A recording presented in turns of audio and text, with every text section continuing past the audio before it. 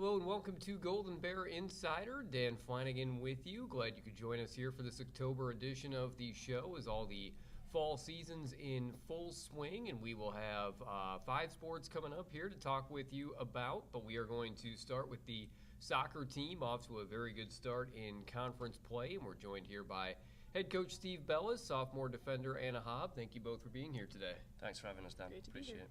And Coach, I guess quite a few matches throughout September. You finished up the non-conference schedule, got into the conference matches since we last talked. What were kind of your main takeaways from how the team performed throughout the month of September?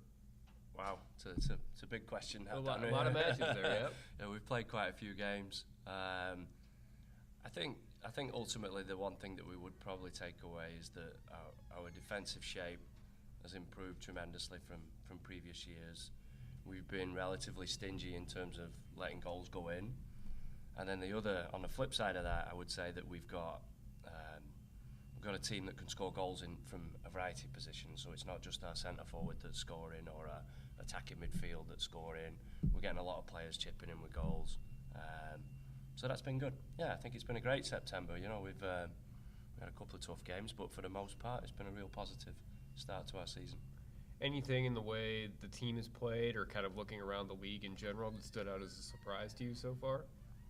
Yeah, I think so. I think there's a couple of teams that we would have thought that would have been up at the top of the conference, and we were just talking about Minot State, and they've had a slower start than usual, and I know Coach Spain will be disappointed in that. I think Winona State, with a coach change, I thought they would struggle, and to be fair, they haven't. They've done pretty well. But other than that, I think it's usually the run of play, and hopefully Concordia can be, in the top 4 by the end of the season. You got into a tough part of your schedule. You mentioned it with Minnesota State and Bemidji State back-to-back, 2 top teams in the league right now. Mm-hmm. Unfortunately, you lost both of those. But what did you kind of learn maybe from getting those 2 teams back-to-back, and kind of where you stand in terms of the upper echelon of the conference right now? Yeah, that's a good question. They're both really good teams, not only in our conference but also regionally. If you could take that one game at a time, I think if we could prepare for each team and given a good full week to prepare for these teams, I think the outcomes might have been a little different, to be honest, because we went Wednesday, Friday with 2 of the toughest teams not only in the conference but in the region, and we competed well with them both. If you look at the Mankato game, we probably created just as many chances as they did. And I think ultimately we were a little disappointed that we didn't get at least a point away from home against Mankato. And then Bemidji, another good, solid performance from us. They took their chances and we didn't. And then, that's how the ball rolls sometimes. And if I could take those back, I would have a full week to prepare for Mankato, a full week to prepare for Bemidji, and then it might be a different outcome. And I guess for you, kind of the same thing being out there. What did you sort of learn from those 2 matches? I thought we came out pretty strong against Mankato. We knew that they were going to be a tough team, especially we're playing on their home field. And I think we played really well against them. Sadly, we had some really good chances, just didn't put them in the back of the net. And then I think going into Bemidji, we knew that we were good enough to beat them. We just didn't quite have it wasn't our best defensive game for sure, playing back there, but I think if we, like Steve said, if we had a week to prepare for them, not going straight from Wednesday's game, we would have totally been a different game. And Steve, the team was able to come back right after Bemidji, play Crookston, pretty good result there, a team you'd seen already. Were you happy with the way they responded in that next matchup? It's a tricky comparison. You're comparing apples to oranges there a little bit. And I think, obviously we're happy that we got the 3 goals. The first half performance was really solid against Crookston. Unfortunately, second half performance wasn't as great, but when you go in at 3-0, the game's dead. I think both teams were a little deflated. For us, we'd just played 2 tough games, and going in at 3-0 was enough to win it. So it was a good result. It was a good way to bounce back. And Anna, for you coming into your sophomore season, you played quite a bit as a freshman. What kind of things had you learned from that first year that you sort of took into your preparation for this season? One thing I really made sure to focus on was fitness-wise. Like coming into freshman year, you don't really know what you're expecting, like with testing and all that stuff. But then this year I knew coming in I really needed to work over the summer, especially because I stayed at home. I really knew I needed to push myself, so I really focused on that. And then like Steve told me at the end of the season that I really need to focus on a leadership role, like making sure I was talking a lot and encouraging, especially playing center back. Like I'm kind of like, me and Kelly are kind of like the voice, like talking to everybody. So I really wanted to make sure that I focused on being a leader this year, so that I could help encourage the freshmen and then other girls who are also playing to really push themselves. Maybe it is kind of that communication. I mean, I think maybe for a more casual fan, the goal scoring, the offensive, it's kind of a little more obvious what sort of the keys are to a real strong match for those positions. When you're back there playing defense, what are the things you kind of key on? You need to do this in a match for it to be a good match for you individually. For me, it always talking, of course, like I said, like it's really important in my role on the team, like making sure I'm talking to everybody, and then always making sure I'm keeping communication with my keeper. Like that's always super important. And then defensively, making sure my 1v1 is solid. I'm not poking at the ball. I'm not stepping too quickly, and I'm winning my 50-50s. And that's probably the most important part for me, is making sure that my defensive shape is solid and I'm keeping in line with my other defenders and moving with each other. And I guess a match like that last one would kind of be an example where the team's really controlling possession, ball was in the offensive zone quite a bit. How do you kind of stay sharp back there when you're not necessarily seeing a lot of balls defensively? Those are the games where you really need to talk to your midfield. That'll kind of keep you in the game, and then always making sure you're an option back. Like even if they don't absolutely need to, just making sure that if there's a situation where there's pressure on their backs, that they always have us as an outlet, so we can play it out or we can play it across our line to kind of slow down the game a little bit. And Steve, for you, just kind of wrapping up, you find yourself right now in a tie for 4th place in the conference. You're going to play a lot of the teams pretty close to you throughout the month of October. What are you kind of looking at as a goal right now, and where you'd like to see the team by the end of the month, when the regular season wraps up? We're trying to take one game at a time, to be honest. I think Augustana on Friday will be a good challenge. They're undefeated right now. Historically, they've always been a good team. We go to their place. It's on a huge grass field. We haven't really played on a lot of grass fields this year. So if you take it one game at a time, I think that's going to be our next challenge, is making sure that we're prepared well, physically, mentally, to go to Augustana and at least get a point there, and hopefully all 3. I mean, if you ask me again where we want to finish at the end of October, I would say, top 4 at this point. If it was offered, I'd take top 4 at this point and put ourselves in a really good situation for our playoffs. All right, well, thank you both very much for being here, and good luck throughout the rest of the month. All right, thanks a lot, Dan. Thank you. Steve Bellis and Anna Haub here on Golden Bear Insider as we continue on here. And, of course, you can get the schedule for all of the teams we're going to be talking about here on the website, cspbears.com, where you're watching us here. But we are going to move on and get into football here. Football team coming off of homecoming weekend against Minnesota State, getting ready for a road matchup with Upper Iowa coming up on Saturday, and joined by head coach Shannon Currier, junior cornerback Dion Wallisch. Thank you for being here today. Thank you. Thank you. And Coach, for you, I guess, talk to you after that first game against Minot State. It's been some tough results over the last 4, but I guess what are some things that have kind of stood out to you from the way the team has played here recently? Well, first of all, fortunately for Dion, he's a sophomore. I know on the roster says junior, but he has a medical hardship. We're gonna get some paperwork submitted soon, and I guess make that a reality that he's a sophomore. But the things we've been working on is just trying to play better. Improve our football team. We came off a good win at Minot State and played poorly at Bemidji State, and they're a good team. Then we had St. Cloud at home, and again just didn't play that well. We played a lot better at Mohr State. We had opportunities to win that game. And then we started off last week, I thought, real well for the first half anyway. But our main focus is just on improvement. We're trying to overcome a few key injuries to our defensive line, and we just got to get some stops. And we've been able to move the ball, but we need to score more points. So those are the main things, is finishing off drives in the end zone and trying to create more stops defensively so we can have opportunities to win the game. What are kind of your priorities this week in practice as you go into the Upper Iowa matchup? We went to each position group had a main focus on offense line. We need to move people. Our running backs need to break tackles. Our receivers need to block more physically. Our quarterbacks are going to take more screens that are there. A lot of times we're outnumbering the secondary, but we have opportunities to get some quick screens, and we need to do a better job of that. Defensive line, we just can't get reached. Our linebackers need to tackle better, and we need to to play our secondary to resemble Dion's play of just a physicality. We need to be more physical in a secondary. So I think those are the main focus points, for each position this week. And I guess just kind of looking at that Minnesota State game, you mentioned it a little bit, but in the game throughout the first half, pretty close at halftime, got away from you a little bit in the second half. But what was kind of the difference in that game that you saw as you looked at, obviously, one of the better teams in the conference in Minnesota State? Well, I think a lot of times in all levels of football, when there's points scored right at the end of the half, that's a big momentum change. And that last touchdown right before halftime, certainly gave them momentum. They were able to run the football and just wear us down, and we just don't have the depth. Up front defensively, they rotate in and keep guys fresh. So I just think they wore us down, and they're able to sustain their drives, make some critical first downs. They came out the second half then, and I think they had like a 7-yard run right away their first drive. And then after they scored, they had the fluke, pooch punt that they recovered. So just a couple things like that, I think after half kind of got us out of the game some. And then as we drove down the ball or down the field, we couldn't reciprocate it and put the ball in the end zone. But I was happy with the way the players came out and played with a lot of enthusiasm, energy for homecoming. We came out with a great mindset, and that's really what we can control is just our preparation and come out expecting to win every week.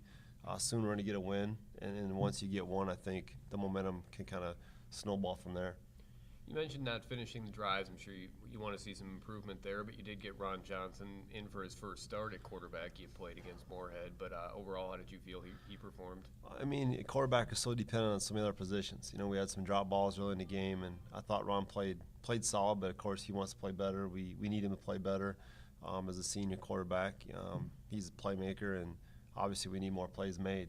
But, he's certainly improved the details of his position from last year to this year, and he's got the abilities to make a big play at any time.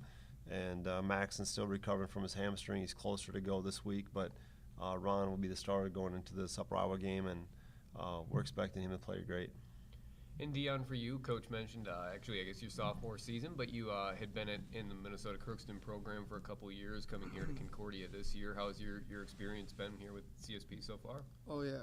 I love it so far. I mean, just the atmosphere here, and it seems more as like a family. The coaches care about you, so it's been a good transition coming from a place that wasn't doing anything really well to over here. There's a lot of improvements and changes I've been seeing, so it's been nice. You're up among the team leaders in tackles, and certainly your coverage important. You had an interception last week, but as Coach mentioned, Minnesota State had the run attack. So many teams in this conference are kind of run-oriented. How are you able to step up and kind of get involved in the run defense, play physical, as he kind of praised you for? You just got to be aggressive with the receivers, get off the blocks, and then just fly to the ball. Got to make a play because, like you said, we're not doing the best at tackling, so you got to as a cornerback, I'm one of the last safety nets for the defense, so just got to go to the ball. If someone breaks a tackle, I have to get in there, Mentioned some of the injuries up front. Secondary has been able to stay relatively healthy. You've had the same guys back there, and how have you kind of been building chemistry with the safeties, other corners? We've been building good chemistry.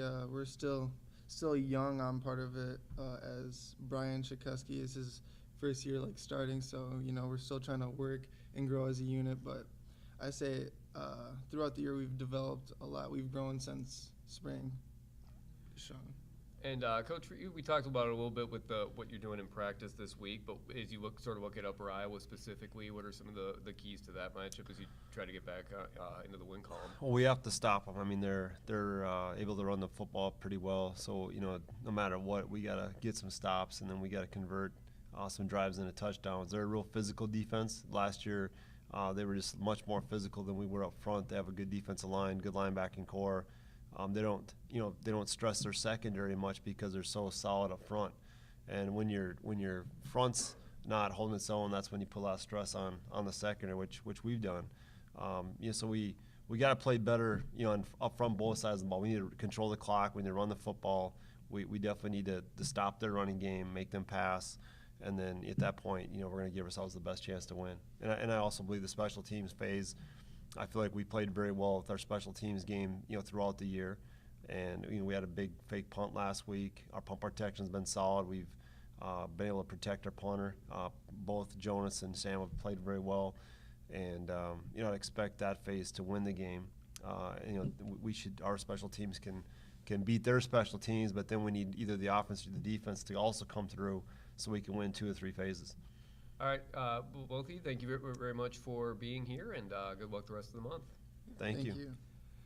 Shannon Currier and Dion Wallisch here on Golden Bear Insider. Matchup with Upper Iowa coming up this Saturday on the road, and then back home for a couple games after that. And as what is the case with soccer, who we already talked to, we'll have all the home games streaming live through cspbears.com. Same link you're using here to watch the show. But we continue on with the cross-country team coming off of the Roy Griak meet a couple weeks ago and getting ready for conference. One more meet before that coming up here this weekend. But we're joined by head coach Jonathan Breitbarth and sophomore runner Benjamin Allen. Thank you for being here today. Thanks for having us. And Coach, you've had a couple races since we last talked. Of course, the Griak being the big one. Already mentioned that a couple weeks ago here in the Twin Cities. But I guess you had some very good results in Wisconsin. You split the men and the women up, as we had talked about on the last show, and then going into the Griak, were you pretty happy with the progress between those 2 races? Yeah, our team is very deep this year, and which really helps in those big races to have a pack of guys that can not be lost in big fields. 200, 300, 400 runners, both at Parkside and at the Griak. And then same thing on the women's side, the Concordia-Wisconsin meet, having a nice pack that really, they did really well the last 2K of the race to really bump themselves into second at that meet, and they ran poised together at the Griak Invitational. But I think our depth is kind of the key this season to being able to challenge teams, especially in these bigger meets. The meet we've got coming up this weekend, it'll be a smaller meet now, so it'll be, but it's on a course where we'll be able to see everybody pretty much the whole time. So I think that our packs will have even a better sense of where we're at with our packs at this coming meet. We've talked about it before with the Griak, in a way, being right here in the Twin Cities. It kind of acts as your homecoming meet that you have. And how did it just go as an event and for everybody involved a couple weeks ago? So this year, being local, one of the benefits was they changed on Friday the schedule. There was a lot of heat on that weekend, and they already could anticipate that the heat was going to be a challenge for all runners out there, and a challenge just in around health and safety. So they made an announcement on Friday in and around the meet being changed, the schedule being changed, because it's local, because we're right there, because we're sleeping in our own beds, that being able to adapt on the fly was really helpful. And interestingly enough, it kind of helps us as we prepare for conference. It came out just this past week that the conference championships are going to be moved from a nature facility to a soccer field. And I think going through that Griak experience where we were able to adapt quickly because we were local, now when this change came up, being solution-oriented and seeing the success we had with that type of change. But it is great to be local, to have fans come out and watch. It was even more helpful this year because I mentioned the weather change and the schedule change. They actually merged the D2 and the D3 races together. So it was even a bigger race out there, and to have fan support throughout the course. There's a lot of turns on that course, and it just it's really helpful. And Benjamin, for you, you've had great results in every race so far this year. I guess maybe the standout, the meet in Wisconsin, you set a school record for the 8K. Coming in, is that a time you're kind of aware of that you can set as a goal? And I guess what did it sort of feel like when you found out you had set that record? Yeah, actually, me and Caleb were planning on running together the whole race, so it kind of helped getting out fast. And last year at conference, I actually got 25:58. So, and then this year I got 25:55. So, knowing that I ran that at conference, I kind of like boosted me for this race, knowing that with hills too, that me and Caleb could run together, and it kind of helped us just going forward and pushing each other. Just a sophomore, so you'll still be around for a while, but we've kind of talked with Coach over the past few shows about the strides the program's making. He mentioned the increased depth. What does it kind of feel like for you to be sort of at the forefront of that and see the progress this program is making as a whole? Yeah, it's pretty cool because we've got a couple of freshmen on the team, more freshmen than last year, and I think that we've grown a lot since this year, so it really helps that we have more people to run with, and the workouts we're able to push each other. So it's like you're always running with somebody, and you're always like trying to get into a certain kind of pack, and it just helps us push each other forward. Talking about that heat and humidity that you experience in the GRIAC, how does that sort of affect the way you prepare and just your performance out there as you try to deal with those conditions? Yeah, at GRIAC it was really hot, so like the last couple of days before GRIAC, it was kind of hot too. So just going into practice, just kind of like preparing mentally and like knowing it's going to be hot and just warming up not as much before the race and preparing, drinking your water and being hydrated, which really helps. So just getting enough nutrients in your body for the race. And Coach, for you mentioned you have the one race before that in St. Cloud, but then conference coming up afterwards in Moorhead later on this month. We'll talk to you again before that. So certainly a big meet for you, and you mentioned kind of the venue change to a soccer field and being able to prepare for that, like you had to make the changes with the GRIAC. How does that sort of change things and change the preparation, the way the meet will play out?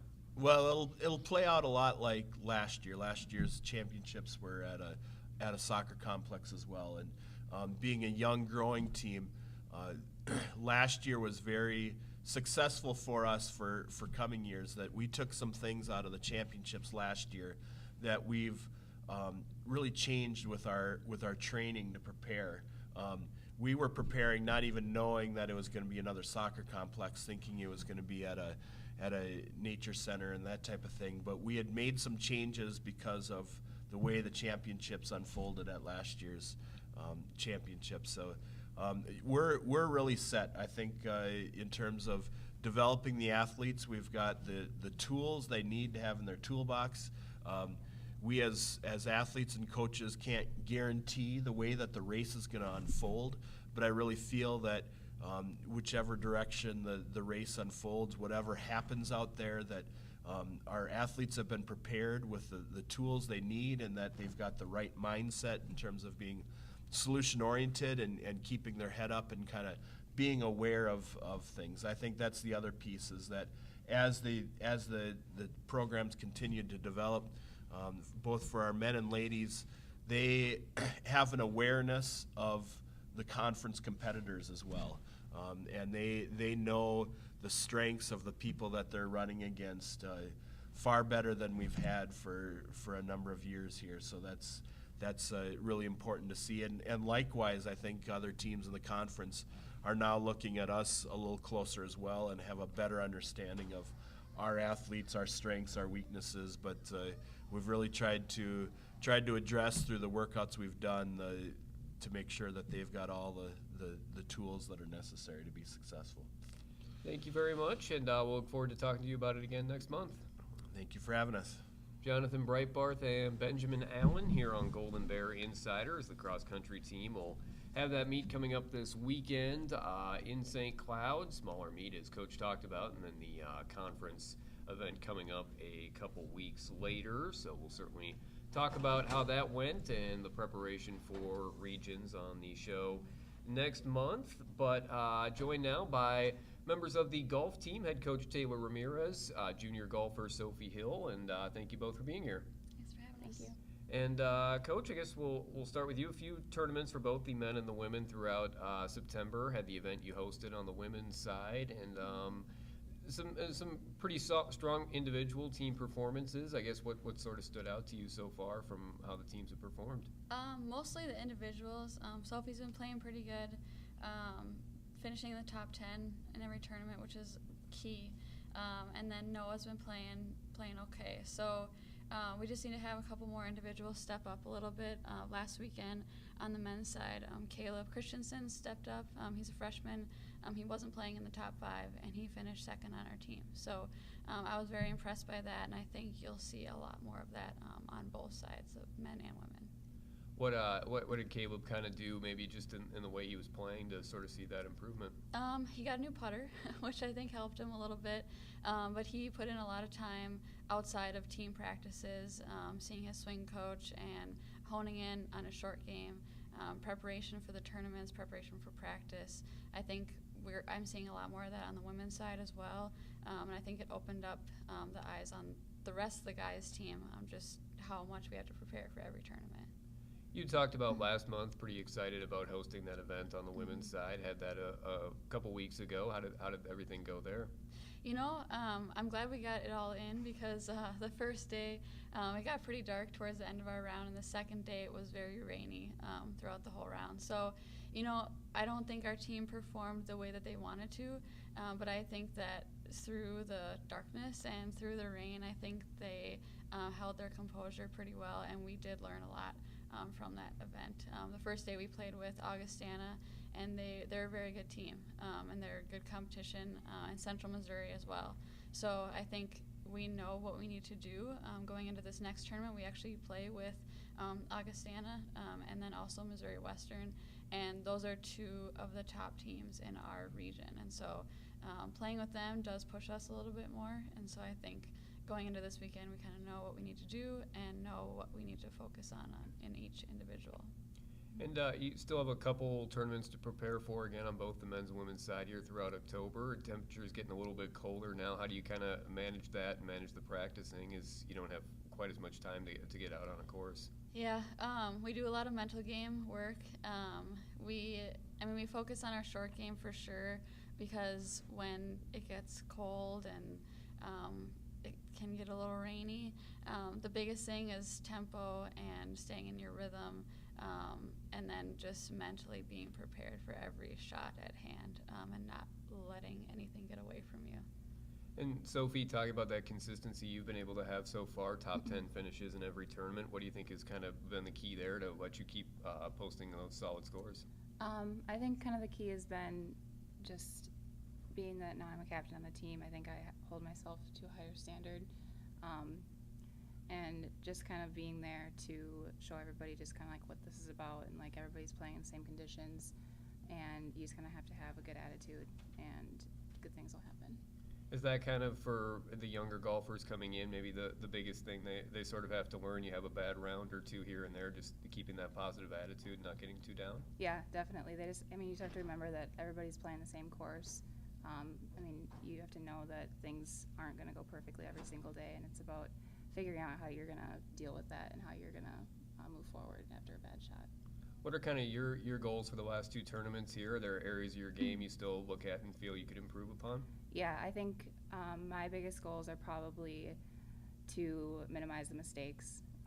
I play a lot of good holes, and then I'll have 3 or 4 holes that are just kind of getting away from me, and it's just kind of minimizing that, I'd say.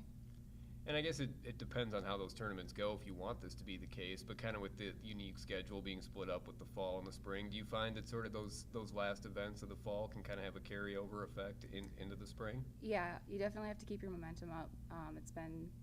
It's gone really fast, but it's also been a tiring season, as I think everybody kind of agrees. And then using the winter as momentum into the next season is also very important, and not letting yourself kind of taper off in the off season. And Taylor, if you can just talk a little bit about what the teams are going to be kind of seeing, both the men and the women, over these last couple of tournaments, and what you like about those events to kind of get the team ready for the winter and spring. Yeah, the first couple events for both teams were more the conference teams, and now we're getting into the bigger regional events. So this weekend, the women there's 19 teams at the event. Most of them we haven't seen. And so it's really important for us to start we're starting the season and we're building momentum into these bigger tournaments.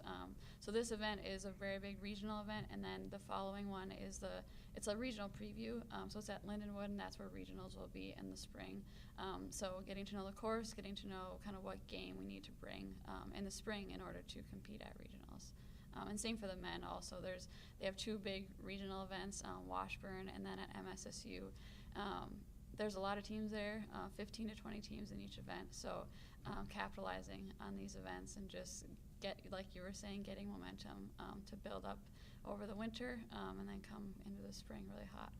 All right. Well, thank you for being here, and good luck going forward here these last couple events of the fall. Thank you. Thank you.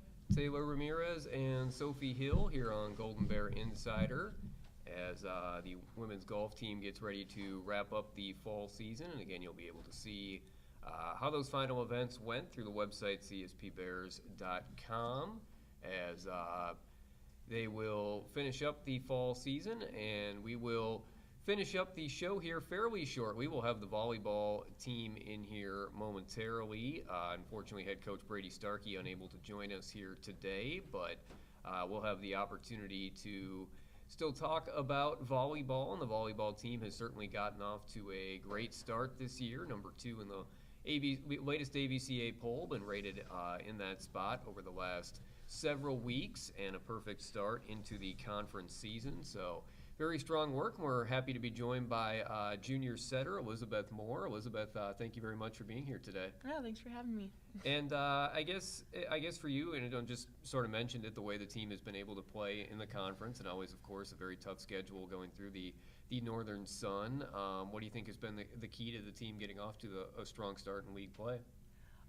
Big key for us was that a lot of us that are starting and playing now, we were always, when we'd scrimmage and practice last year, we'd always be playing the starters. So that was good experience for us, just to be able to have chemistry coming into this season, because we had a lot of time that we've been playing together already. So I think that was a big key for us.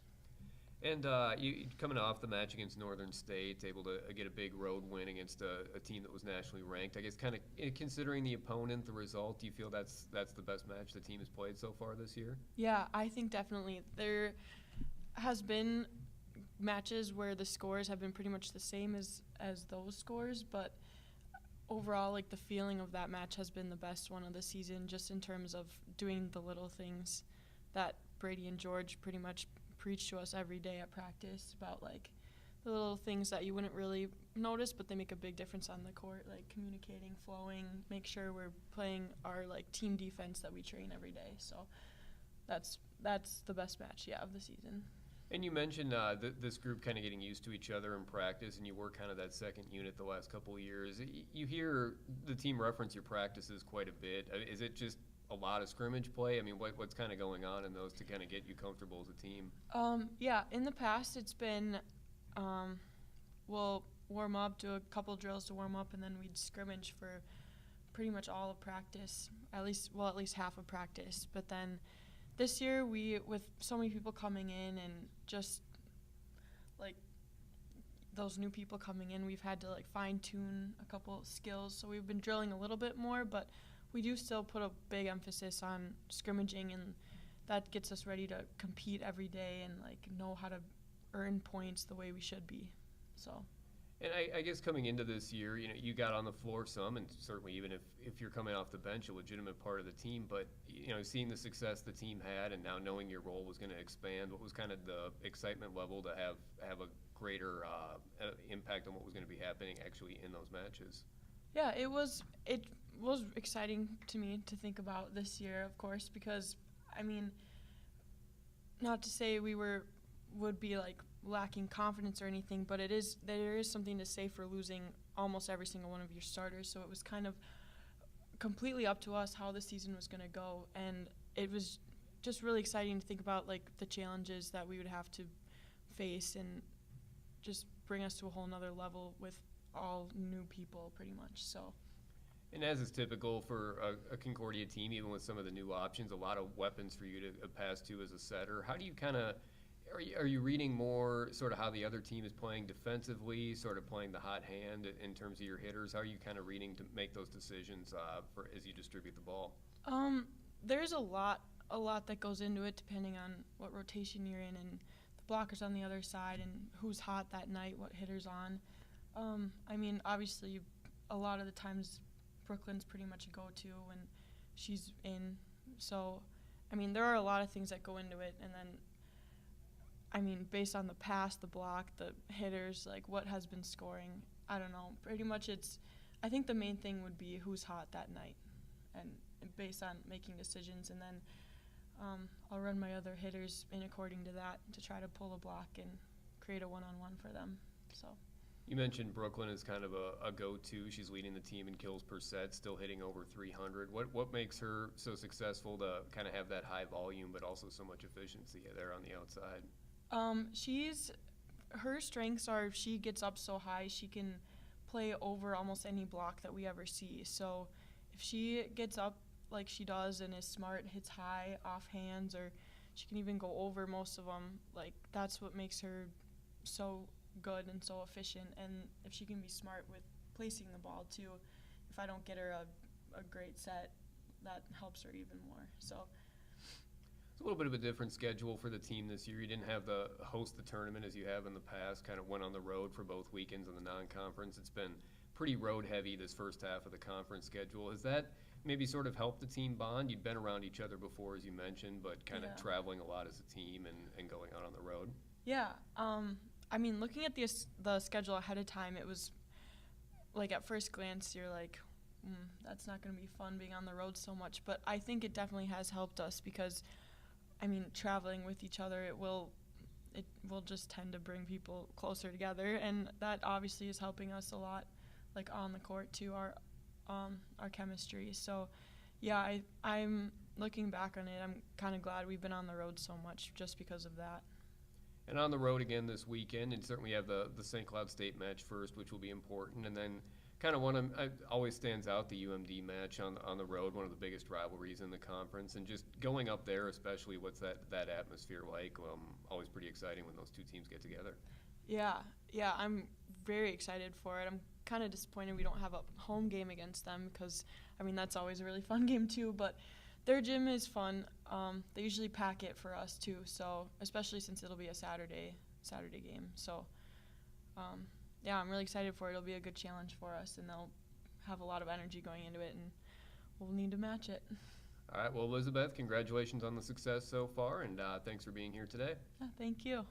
Elizabeth Mohr here on Golden Bear Insider as the volleyball team continues on, kind of getting into the middle part of the conference season, and we'll have some home matches certainly coming up, and we will have all of the home matches streamed live again here through cspbears.com. So that will wrap up the show this week. Want to thank you very much for watching. Thanks to all the guests once again. Of course, Steve Bellis and Anna Haub from soccer, Shannon Currier, Dion Wallisch from the football team, Jonathan Breitbarth, Benjamin Allen from cross country, Taylor Ramirez, and Sophie Hill from golf, and Elizabeth Mohr here from the volleyball team.